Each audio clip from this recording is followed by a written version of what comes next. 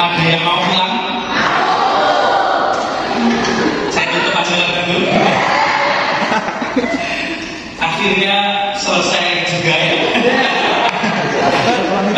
Setelah dari kemarin 3 gelombang, hari ini 3 gelombang, akhirnya selesai. Ini gelombang terakhir. Biasanya kalau yang terakhir itu adalah gongnya, gitu. Biasanya paling seru, paling rame, paling heboh, paling musuh. Ya, wes gak usah jadi kalimat kelas kita siang hari ini. Paling cepat, senang yang cepat-cepat berarti. Berapa lama? Mau berapa menit? 10 menit cukup atau kurang cepat? Oke, kita cepat aja nanti. Ada yang belum kenal saya?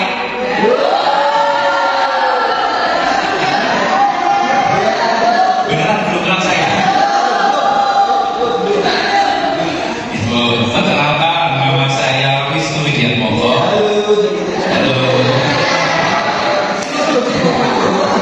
Usia saya masih 18 tahun. Kita seumuran deh.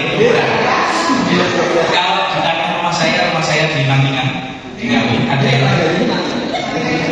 Mantingannya Gontor Putri. Bukan di Gontornya ya, tapi di dekatnya sih.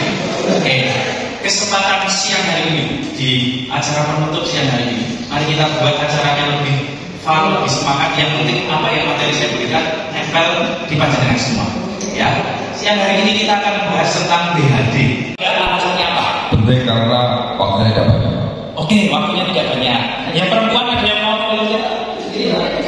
Oh, monggo. Tunjuk siapa? Siapa ya? Bintang. Penting apa enggak, Mbak? Kalau penting apa alasannya? Kalau enggak apa alasannya? Alasannya supaya kita tuh enggak macet gigi.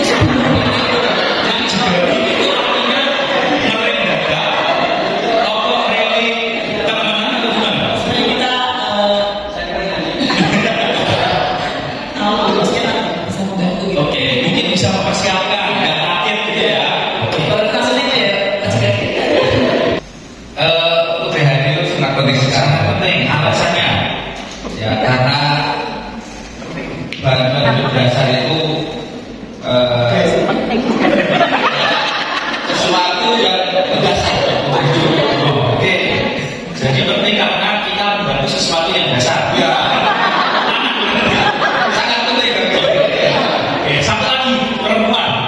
Kenapa penting atau tidak alasannya? Kita ya bekerja di rumah sakit karena kan bisa suatu saat itu ada pasien, ada keluarga pasien yang tiba-tiba ada saya bisa membantu. Oke, tepuk tangan dulu. Oh, bantuan. Ya, oke. Bagus, apa lagi? Bantuan hidup jasa. Apa lagi? Benar, uang.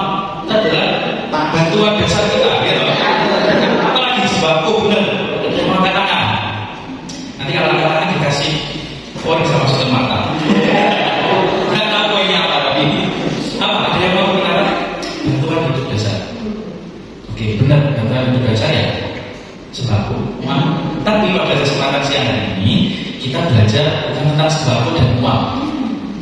Lebih penting lagi, kita punya uang dan punya sembako, tapi kalau nggak punya ini bisa macet. Apa? Nyawa. Ya toh?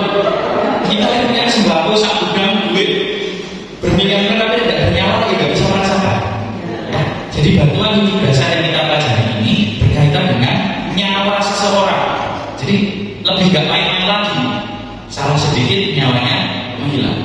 Ya, jadi uang hidup dasar yang kita pelajari siang hari ini adalah upaya untuk melakukan sesuatu kepada seseorang yang sedang terancam nyawanya. Tugasnya kita semua adalah harus membantu. Dan ini bukanlah tanggung jawab mutlak dari tenaga kesehatan, tapi tanggung jawab kita semua karena masing-masing punya peranannya. Panjenengan sebagai yang bukan maksudnya tenaga kesehatan memiliki peranan yang penting, begitu juga dengan tenaga kesehatan. Karena orang dengan gangguan nafas dan gangguan jantung itu tidak selalu di rumah sakit. Percaya toh? Ada pada saat olahraga, Ada yang tahu kalau tiba-tiba pas main badminton tiba-tiba serangan, ada pas belanja di pasar tiba-tiba serangan, ya toh. Jadi kita tidak tahu di mana itu berada. Yang paling penting adalah panjenengan semua tahu apa yang harus dilakukan, dan yang dilakukan itu adalah bermanfaat untuk pasien, untuk seseorang. Oke, siap ya? Siap belajar ya? Caranya ya? Siap. Kan adik-adik kayaknya semangat. Siap ya? Siap ya? Lanjut dulu. Nah, sebelum kita menolong, ini ada persiapannya dulu. Ada 3 persiapan yang harus kita lakukan. 3 hal yang harus kita lihat dulu. Yang pertama adalah kondisi kita dulu. Kalau kita mau menolong pasien, otomatis kondisi kita harus prima dulu. Jangan sampai niatnya kita nolong malah kita kepenuh, ya toh? Niatnya kita mau nolong, kita malah kena kesusahannya juga. Contohnya kalau di gambar ini, misal tangannya habis operasi, apakah kita capable untuk menolong? Apakah kita bisa untuk menolong maksimal? Tidak. Jadi kita harus tahu dulu apakah kita bisa atau tidak. Tapi jangan mengada-ada. Ya, aku tangan loro padahal wedi dulu, ya toh?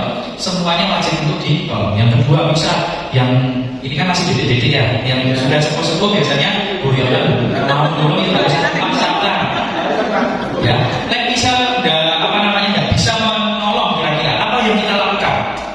Kita bisa habis operasi, boyo kita pas rumah, apa yang kita lakukan? Cari bantuan.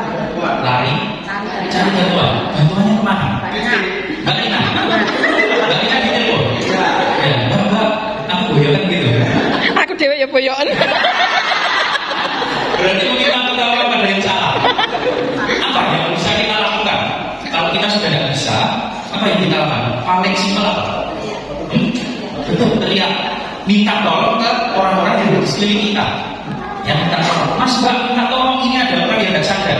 Ya, kita harus tahu dulu kondisinya kita. Ya, sepakat ya? Oke, yang kedua, amankan diri, amankan pasiennya.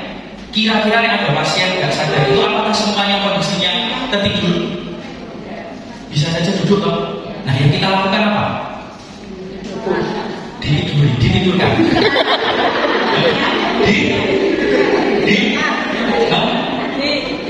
Dia apa? Dikeroki, dibeli, dikasih teh hangat. Dia apa? Membaringkan. Posisi berbaringnya yang benar di mana? Tempat yang teduh, terus yang lapang, tempatkan yang rata. Nah, rata seperti apa? Begini ya. Terus setelah ditidurkan diapakan? Didoakan, dikasih semangat, ayo semangat, kasih dukung, ayo semangat. Ya, itu yang pertama adalah anak pasien adalah ditidurkan. Kalau bisa tidurnya posisi terlentang dari kepala sampai kaki sesuai suhu tubuh, tidak boleh miring. Ya, nggak boleh tangan apa, kepalanya gini, posisinya nggak kurang, nggak miring, harus sejajar tubuh. Yang kedua yang perlu diperhatikan, kalau pakai baju ketat, pakai jaket, karena kita nggak tahu kalau dia apa nggak, dilonggarkan, bukan dibuka ya, dilonggarkan dulu, jangan ke susu dibuka, dilonggarkan dulu, dibuka kancingnya, ya toh, dibuka kancingnya, terus kita ditempatkan di area yang rata. Ya, area yang rata itu jauh dari benda-benda yang membahayakan, benda tajam. Ya, yang pertama tadi apa? Diamankan kitanya dulu. Yang kedua diamankan pasiennya. Dua-duanya sudah aman, selanjutnya kita amankan next mas. Amankan lingkungannya. Kita tidak tahu kan tadi kondisi tidak sadarnya itu di mana. Misal di kebakaran, yang kita jauhkan dulu dari sumber apinya. Jangan memaksakan dulu. Misal di gempa bumi, ya kita singkirkan dulu dari puing-puingnya. Tanah longsor begitu juga. Pokoknya tempatnya lapang, aman, tidak ada gangguan dari hal-hal yang di sekeliling kita bisa melakukan hal itu. Gitu ya. Ada 3 itu harus benar-benar diperhatikan. Next mas. Nah ini. Kemudian kalau tiba-tiba ada pasien yang tidak sadar, misal contohnya di ruang tunggu, hal yang pertama yang dilakukan kita adalah tinggal. Nah, ditidurkan tadi ya, ditidurkan. Setelah ditidurkan adalah yang paling singkat, yang paling ringkas untuk kita lakukan adalah mengecek apakah dia benar-benar sadar, adalah dipanggil. Satu boleh di kapan? Boleh Boleh? Nanti setelah sadar kayaknya apa? Yang paling singkat yang bisa kita lakukan adalah ditepuk bagian perutnya atau dadanya atau pundaknya. Pundak ya, ditepuk pundaknya. Ya, nek nepuk juga jangan dulu, ini single, malah tambah 14. Yang kenceng aja enggak apa-apa. Pak, bu, gitu ya. Karena kenapa kok kenceng? Karena untuk merespon dia benar sadar atau tidak. Ya kalau cuma gini-gini ya mau pinjam uang, ditepuk sih banget, Pak, bu, sampai ada responnya. Kalau itu sudah tidak ada responnya, selanjutnya adalah next mas. Selanjutnya adalah sebelumnya. Nah, mengecek pembuluh darah besar. Biasanya pembuluh darah besar itu gimana toh? Di tangan, di leher, atau di paha?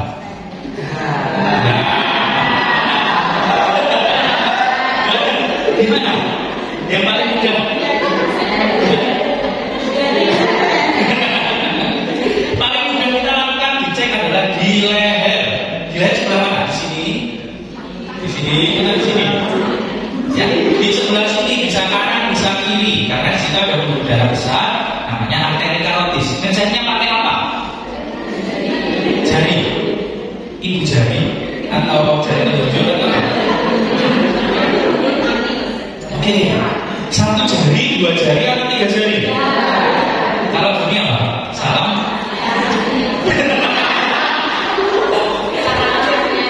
Pakai 3 jari ya. Oke, yang di situ dilihat apa yang tadi? Hah? Yang dirasakan apa ya? Beban hidupnya atau isi hatinya? Nadinya. Sekarang juga kan rasakan nadinya masing-masing. Masih ada apa enggak? Enggak ada. Berarti enggak ada, kita bantu ya.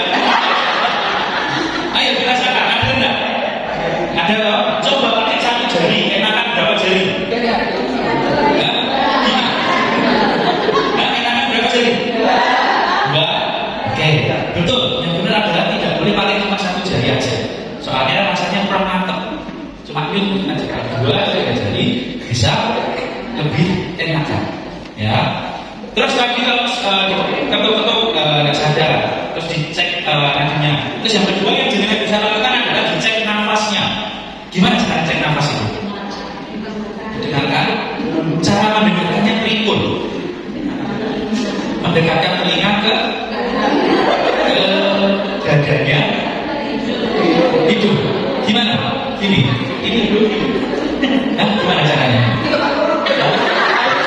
Itu didahului, nggak dihidungi. Caranya adalah boleh mendekatkan telinga ini di hidung. Sembari mendengarkan, kita bisa melihat apakah dadanya mengembang atau tidak. Ya toh? Dan orang bernafas mengembang nggak? Mengembang nggak? Apakah perlu mencoba mendengarkan suara nafas temannya? Itu ya. Cara untuk melihat apakah masih sadar dua adalah dengan melihat apakah perawatannya masih mengembang atau tidak. Kalau misal dari awal nggak sadar, tidak sadar, lakinya nggak ada, terus kemudian nafasnya juga tidak mengembang, apa yang kita lakukan? Atau lagi TikTok? Apa? Hah? Yang kita lakukan? Lari. Beli teh hangat di Pakman, di Keromin atau apa? Ada yang mau usul jawab? Yang bisa kita lakukan adalah next, mencari pertolongan. Kita teriak sekitar mungkin. Ya, ada pasien tidak sadar. Kalau di rumah sakit, apa yang bisa kita lakukan? Gimana? Berteriak. Kode blue. Oke, ada telepon ya di rumah sakit ya, yang khusus untuk kode blue ada toh. Nah, nanti disiarkan, kemudian ini kode blue datang. Kalau di luar, misal di pasar lama, apa yang kita lakukan? Gak ada kode blue di sana. Apa yang kita lakukan? Telepon siapa? Pak Direktur? Telepon dokter Andra? Atau telepon dokter Nomi? Apa? Telepon apa? PSC, betul. Kita telepon fasilitas kesehatan emergensi. Kalau misalkan PSC ya, nomornya 119 atau 911? 119. Oh, langsung ditelepon. Nah, pada saat inilah tugasnya panjenengan semua dimulai saat menunggu tenaga kesehatan itu datang. Kenapa kok nggak menunggu tenaga kesehatan datang? Karena tadi masalahnya adalah jantung sama paru-parunya berhenti loh. Kalau jantungnya berhenti itu kira-kira apa yang terjadi? Darahnya gimana? Darahnya, jantung itu fungsinya apa? Kayak pompanya mati apa yang terjadi? Kalau daya. Ya, berhenti. Berarti saya berhenti itu apa yang terjadi darah ya? Menggumpal, boleh. Darahnya jadi mandek. Harusnya organ-organ kita itu bisa hidup, bisa fungsi normal. Kita butuh darah. Darah itu kayak apa? Hal yang paling banyak komposisi darah itu apa? Oksigen. Semua organ tubuh kita itu butuh oksigen untuk bekerja. Yang kita hindari adalah otak kekurangan oksigen. Kalau 5-6 menit otak itu kekurangan oksigen dan bahkan tidak tersuplai oksigen, maka akan terjadi kematian otak. Dan hal inilah yang kita minimalisir hal terjadi. Maka dari itu kita tidak bisa mengandalkan tenaga kesehatan itu datang secepat mungkin karena kita tidak tahu posisinya di mana. Dan itulah saat itulah tugas kita semuanya dimulai. Tugas panjenengan semua dimulai. Apa yang dilakukan? Apa yang dilakukan? Setelah telepon, apa yang dilakukan? Apa yang biasa?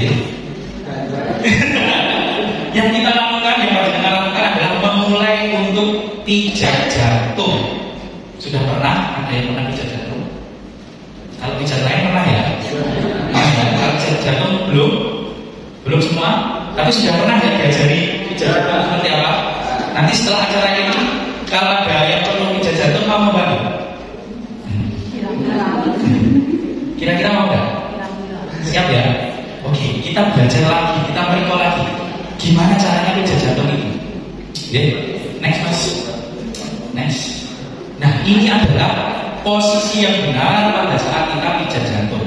Sebelumnya kita harus tahu dulu posisinya yang benar. Posisi yang benar tadi pasiennya pas waktu kita kita bantu tadi posisinya terlentang di alas yang rata dan keras, gitu kan? Nah, posisi kita pada saat memijat jantung itu di mana ini gambarnya? Di kaki atau di mana? Dada sebelah kanan, sebelah tengah, sebelah kiri. Sebelah tengah ya. Oke. Dada sebelah tengah. Tangan nggak boleh kayak bapak yang baju biru denim. Kenapa tangannya? Nek dibandingkan dengan yang bapak orek, kenapa? Kurang bertenaga. Kan gak ono video nih. Kira-kira dari posisinya kurang apa? Kurang lurus. Tangan kita sebisa mungkin harus lurus. Kenapa kok harus lurus? Karena tenaganya lebih maksimal. Kalau cuma miring kayak gitu nggak bisa maksimal.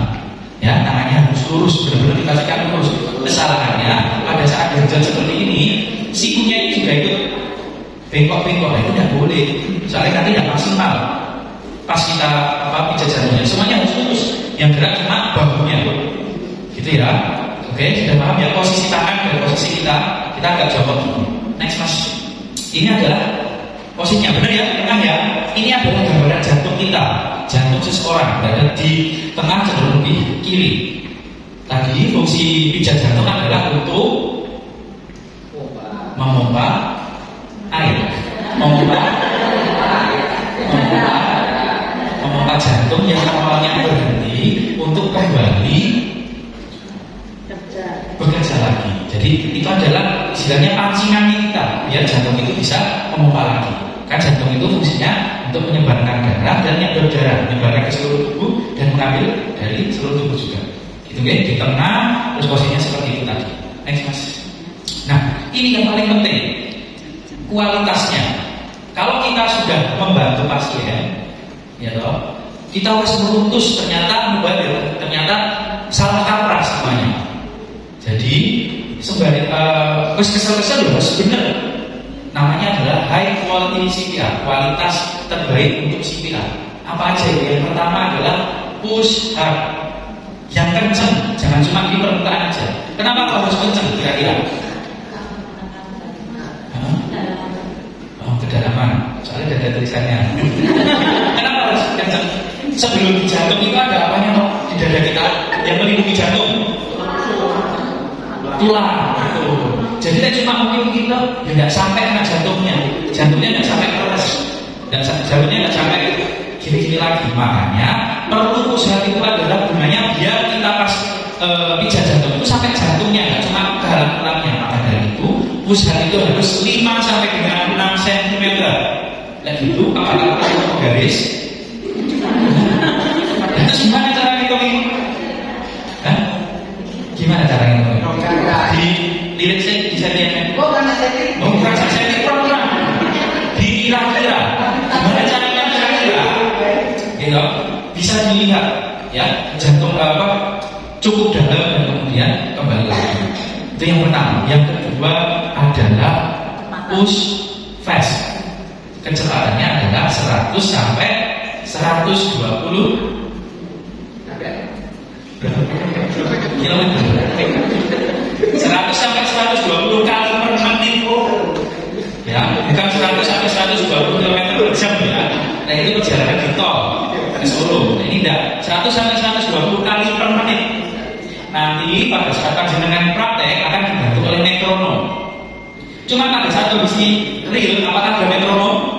Apakah kita perlu muter metronom dulu biar ketukannya sama? Enggak kok. Ya itu kira-kira. Yang penting tidak terlalu lambat, tidak terlalu cepat. Harus 100 sampai 120 kali per menit. Terus yang ketiga adalah full recoil. Apa itu maksudnya? Tadi fungsi jantung berapa? Terus kita pijat jantung itu tujuannya apa tadi? Memompa darah. Jadi berikan waktu untuk jantung. Kalau kita nonton gini berarti jantungnya lagi pompa atau lagi meres? Meres. Berarti pompa itu artinya apa kok? Pompa. Nyedot apa nyembur? Pompa. Di pompa. Saya kan memompa. Jadi waktu pompa itu adalah dia ya wis jangan pompa wis. Pas kontraksi. Tahu tak kontraksi? Kontraksi tahu toh? Bapak-bapak tahu kontraksi? Ibu-ibu tahu kontraksi? Kontraksi itu sesuatu ya?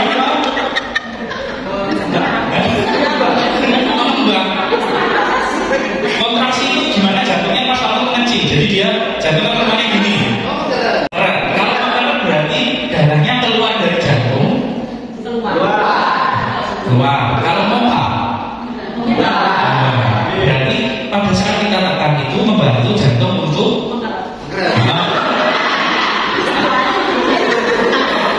dengan menggerak berarti darahnya menyembur ya.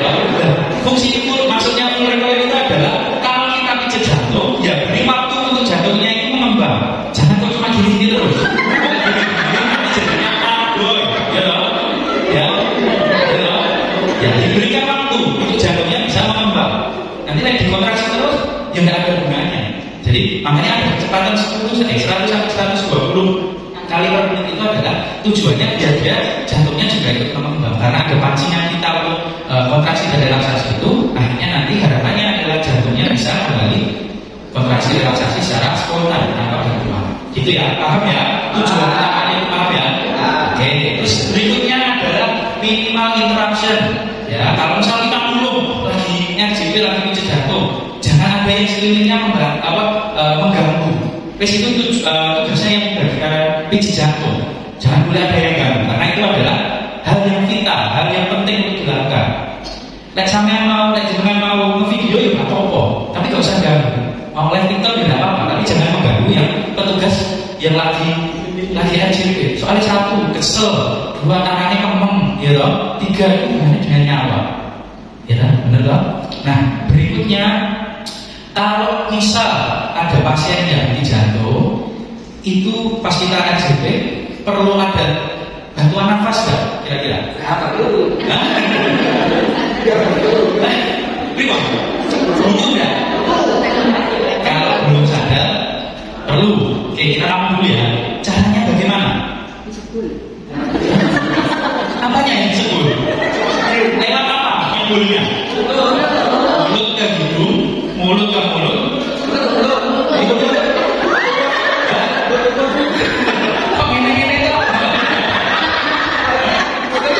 Oke.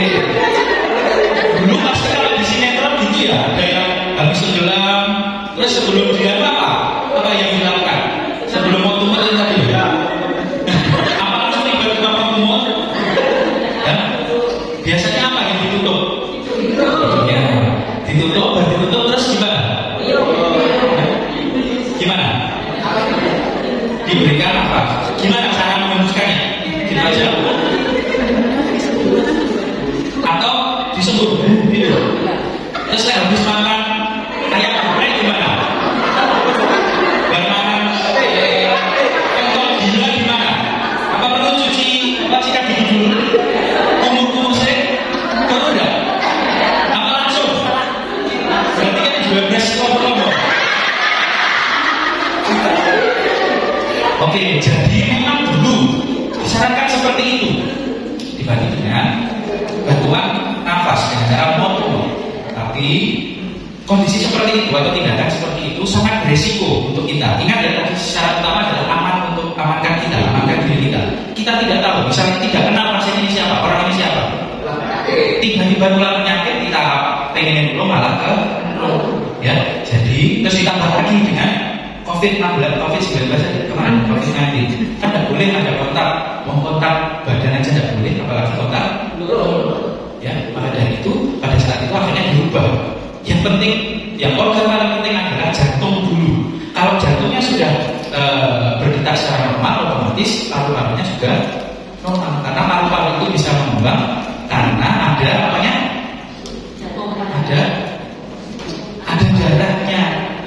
Ya, darah mengalir, otomatis parunya juga akan kembali bekerja. Jadi sebelum tenaga kesehatan datang itu, jenengan yang bisa dilakukan artinya adalah di RJP aja, dipijat jantung saja. Ya, hilangkan semua mot itu, hilangkan semua bantuan nafas itu, terus dilupakan. Itu hanya di sinetron RJP zaman dulu. Ya, sekarang sudah tidak ada. Maka dari itu, kalau ada yang sekiranya di situ satu ada yang RJP, dibantu follow up tenaga kesehatan atau tim coachingnya sudah sampai mana? Apakah dia sudah OTW ke tempat kejadian atau masih legal-legal? Dipastikan benar-benar. Karena waktunya jenengan tidak lama. Sudah berapa menit sampai terjadi kematian otak? 6 jam? 6 menit ya. Jadi itulah waktu krusialnya. Minimal panjangan semua tahu itu adalah untuk membantu orang lain, dan mungkin ya semoga tidak terjadi apabila orang terdekat kita mengalami hal itu, minimal jenengan semua sudah tahu apa yang jenengan lakukan. Jangan kok pasien tidak sadar dikeroki dulu, dibuatkan tangan dulu, dibelomeli minyak putih dulu, dipijat jempolnya dulu. Tidak ya, caranya tadi adalah cek kesadaran sampai 2-3 tadi. Ya, sepakat ya? Oke, next mas. Nah, familiar tidak dengan tas deblok besar warna kuning ini? Apa? Oke, soalnya ada tulisannya emergency kit. Isinya apa? Kira-kira? Oke, AED. Terus kedua apa? Kira-kira isinya? Apa? Alat deteksi. Apa lagi? Kira-kira isinya? Ada yang sudah pernah buka atau belum? Belum sama sekali ya? Berarti cuma lihat aja di masing-masing ruangan. Ya. Jadi emergency kit ini adalah alat dan isinya alat-alat untuk membantu dalam menangani pasien dengan henti jantung dan henti nafas. Memang panjenengan bukan mutlak kewenangannya untuk melakukan bantuan dengan alat-alat ini, tapi panjenengan harus tahu setidaknya di ruangan ini ada. Kalau misal ada bantuan, oh di ruangan ini, di atas lemari ini, di atas meja ini ada. Panjenengan harus tahu alat-alatnya di mana. Betul, alatnya yang paling penting adalah AED. Apa AED itu? Untuk tensi, benar tidak? Mengukur suhu, mengeluarkan uang, terus untuk apa? Untuk memberikan kejutan. Untuk apa? Untuk memberikan kejut jantung. Ya, itu karena alatnya cuma kecil, jadi bisa mengubah, makanya di alat ini bisa masuk. Itu alat yang paling penting. Panjenengan cukup tahu saja. Gitu ya. Saya review lagi. Kalau pasien tiba-tiba tidak sadar, apa yang panjenengan lakukan? Pasien nggak sadar nih di parkiran, apa yang jenengan lakukan? Bawa kayak gitu langsung. Apa? Amankan diri. Terus amankan apa? Pasien. Terus amankan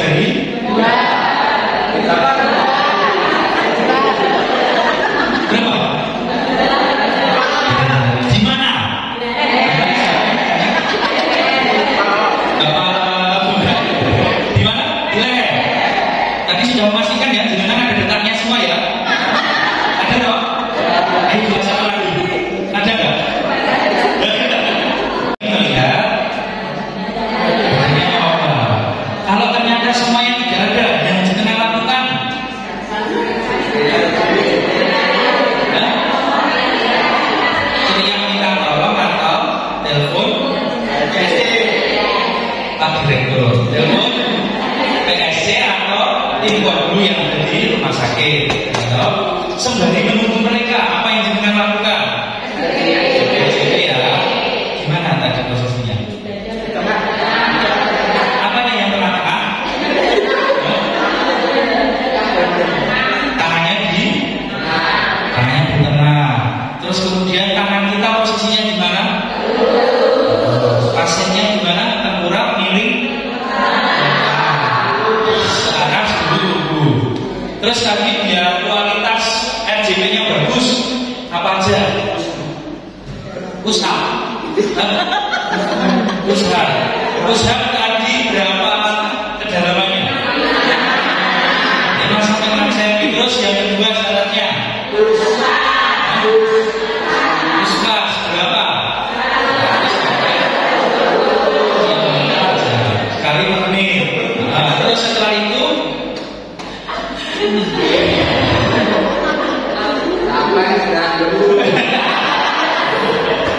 terus selanjutnya lupa soalnya bahasanya apa? Gampangannya apa? Yang saya jelaskan tadi gampangannya gimana? Setelah itu biarkan ya, jangan cuma parboy aja ya, tapi biarkan si jantung itu tetap bisa kontraksi dan relaksasi, gunanya biar darahnya bisa masuk dan keluar dari jantung. Terus perlu pakai bantuan nafas enggak? Kenapa? Habis makan geprek. Ya. Bahayanya kenapa? Bahayanya kenapa? Tergantung Pak, apa dari sendiri. Oke ya, dari situ itu tadi ya. Terus yang paling penting tidak boleh banyak distraksi juga tidak boleh. Pokoknya sekali dia pegang, maksudnya jajan, suruh fokus saja. Boleh nggak gantian? Boleh nggak? Yang boleh siapa? Anak-anak. Yang boleh gantian siapa? Yang siapa yang berpendapat boleh bergantian? Anak-anak. Yang setelah selesai sebelum timbul datang boleh gantian enggak? Lagi bisa timbul boleh datang 5 menit apakah jenengan kuat? Boleh enggak? Boleh. Boleh enggak ya? Boleh enggak ya? Boleh enggak? Ini boleh itu menangnya awet dewe peraturannya.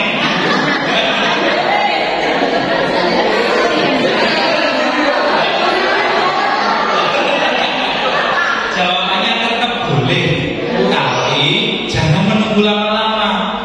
Ya toh, misal tidak kuat terus tangannya ya terus mulai kram, langsung kita tolong. Ya nanti yang pengganti siap-siap di belakangnya.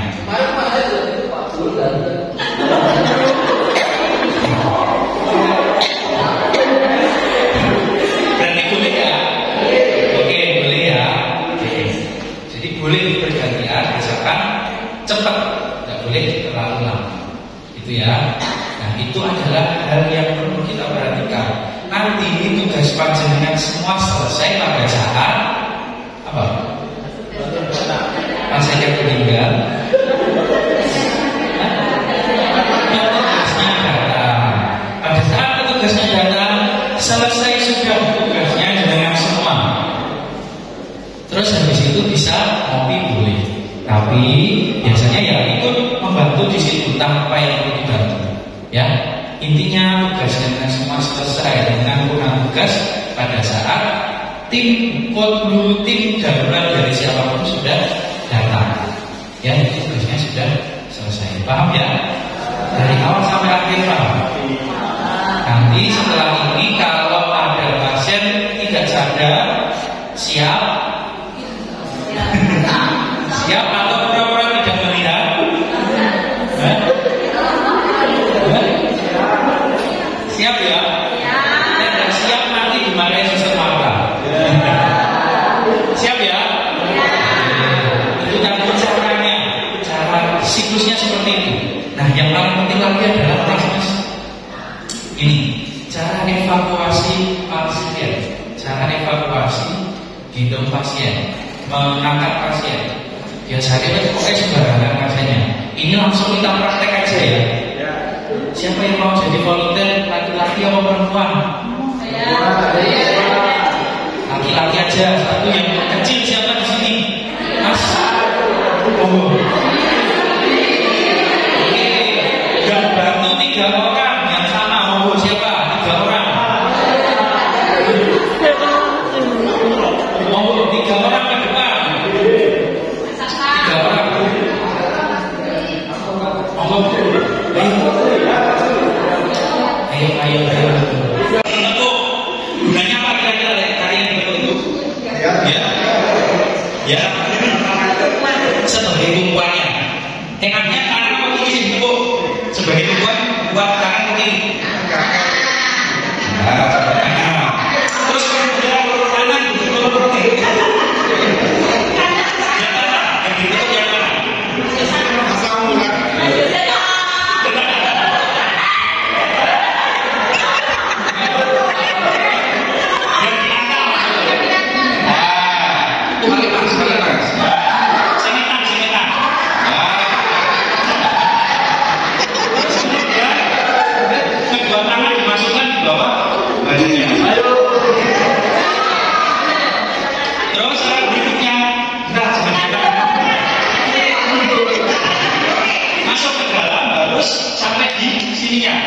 Jangan di sini toh, ya di sininya. Ayo sampai itu, cedak toh.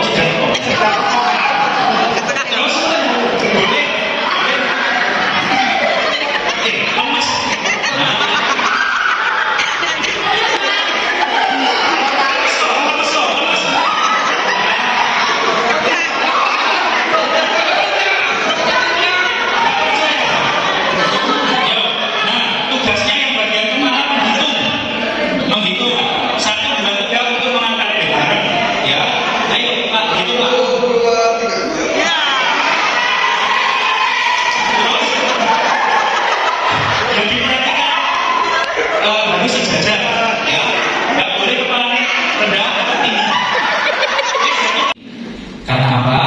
Seperti ini nanti apa kira-kira? Berdirinya susah malah pasiennya jeblok mana? Ya, yang paling benar adalah kaki kiri atau kaki kanan yang kanan. Oke, kaki kanannya seperti ini dulu. Tangannya sini dulu. Terus kemudian tangan dimasukkan di bagian bawah. Ayo dimasukkan lah.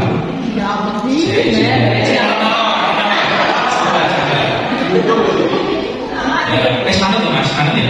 Nah, yang perlu diperhatikan berikutnya adalah kanannya harus sampai keluar. Ini ya, nggak boleh cuma di tengah-tengah aja. Boleh direkomendasikan kalau pakai baju normal celananya atau normal bajunya untuk fiksasi. Kira-kira yang tengah sudah masuk semua? Sudah. Ya. Terus untuk bangun yang menjadi pemimpin adalah yang bagian kepala. Dihitung 1, 2, 3, zero tuh baru naik. Dia pakai itu pak.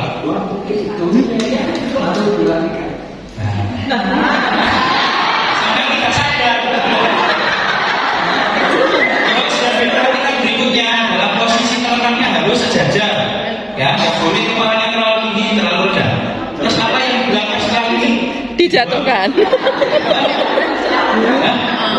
Ya pak. Terus nggak dibangun. Akhirnya sama dilihat. Oh, kalau nggak ada angin napas siapa kan? Diburu. Apa? Telepon ke fasilitas yang menyediakan emergency. Kalau di rumah sakit yang ditelepon Mas Eko. Kalau di terminal yang ditelepon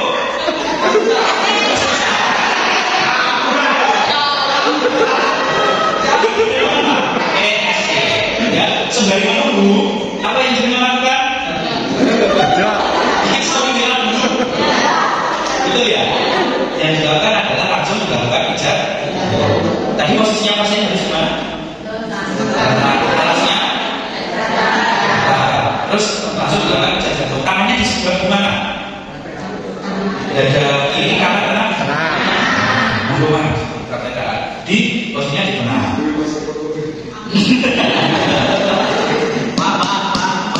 Ya, cek kakinya, lihat nafasnya, terus kalau sudah tahu, Pak, tolong ada pasien tidak sadar, tolong panggil para medis. di lokasinya yang detail ya. Ada 3 ruang ini. Terus kemudian langsung di pijat jantung di tengah. Nah, ini maksudnya puskan lagi kedalamannya ya. Nggak boleh cuma ini. Terus kemudian 10 ke 100 sampai 120 kali per menit. Full recoil itu maksudnya jangan kok lagi terus ya, tapi diberikan ruang untuk jantung dalam